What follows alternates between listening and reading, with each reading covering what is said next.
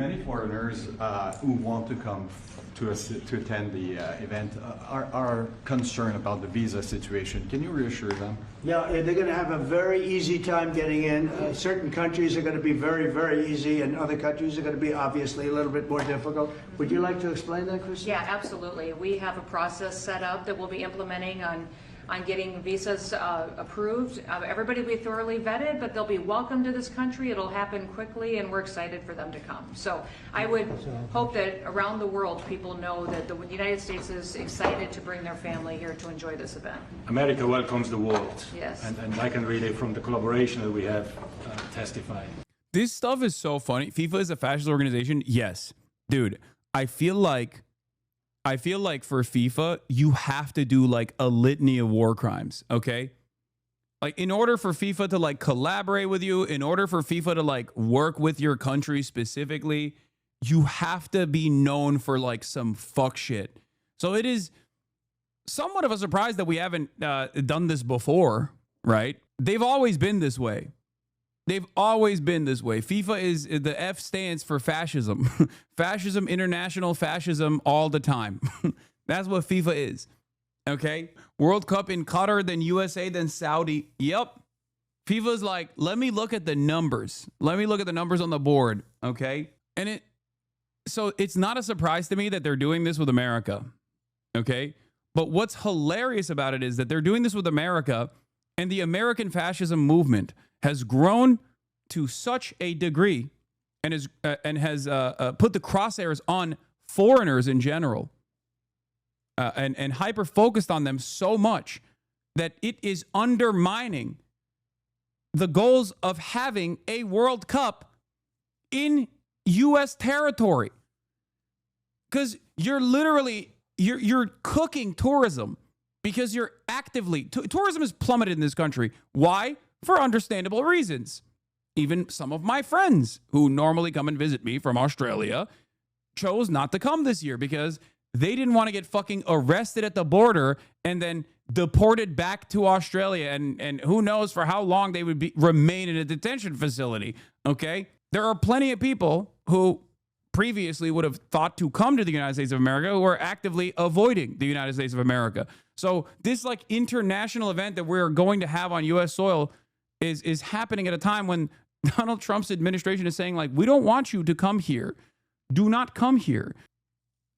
It's just like, yeah, FIFA is a football organization with the sole goal of bringing the fun of soccer to the whole world. Yeah, that's what's supposed to be the principle behind doing these kinds of things, right? Doing these kinds of like global, worldwide affairs. You got a situation where like the American government is actively saying, do not come here. We will literally arrest you. We will look through, we will scour your social media profiles to see whether you are worthy of coming to the United States of America, including banning travelers from entering the country after they made plans and spent money to come here because they have fat JD Vance memes on their fucking phones, man. They're like, hold on. Oh, you want to come in here? Let me take a look at your phone. Ridiculous prospect, by the way. What do you mean you demand this level of surveillance to enter the country? Oh, you got fat JD Vance on your phone? Sorry. Not allowed. You're fucking banned. That's literally what we think China is doing. I think this was a hoax. No, it wasn't the JD Vance meme. The reason that they used, aside from the JD Vance meme, was that he had a fucking photo of like a pipe. And they said this was drug paraphernalia on his phone. He had a photo of like a wooden pipe. Does that make sense to you? No, that doesn't make sense either. You don't need to say fat JD Vance when he's already fat. True, baby JD Vance. I don't think you guys understand. The crazy part about it isn't like, oh, it was the fat JD Vance photo that he had on his phone, or the photo of a pipe when they were like, what, do you smoke weed? And he was like, yeah, of course. It's not illegal. And then they're like, fuck off. You're not allowed to come into the country now, you criminal scumbag. The real point of contention here is the fact that they even looked at his phone to allow him to enter the country as a tourist. Do you not understand how ridiculous that is? That has had a massively consequential chilling effect on tourism in this country. Tourism rates have plummeted. Because why the fuck would anybody want to come into the United States and have the Gestapo go through their fucking phone and potentially put them in prison for an extended period of time, in an immigration detention facility for an extended period of time? Customs and Border Protection agents searched nearly 15,000 devices from April through June this year, nearly 17% spike over the previous 3 months high in 2022. The real issue is the chilling effect it has on all travelers. EU chatter here, I skipped visiting my American friend because of literally this. Yeah, I mean, I have friends who wanted to come to the United States of America that is not coming to the United States of America for this reason. I myself have changed travel plans that I had, travel and content arrangements that I had made in Cuba.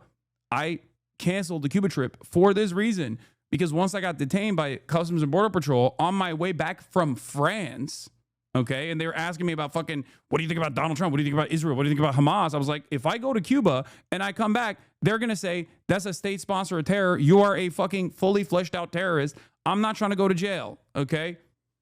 Yet. The China trip is still on. China, as it stands currently, is not considered a state sponsor of terror by the American State Department. But it's crazy, man. You ain't being let in if you go to Cuba. Yeah, that's what I mean. If I went to Cuba, I feel like they would just not let me come back into the country at all. I would just get arrested on the spot.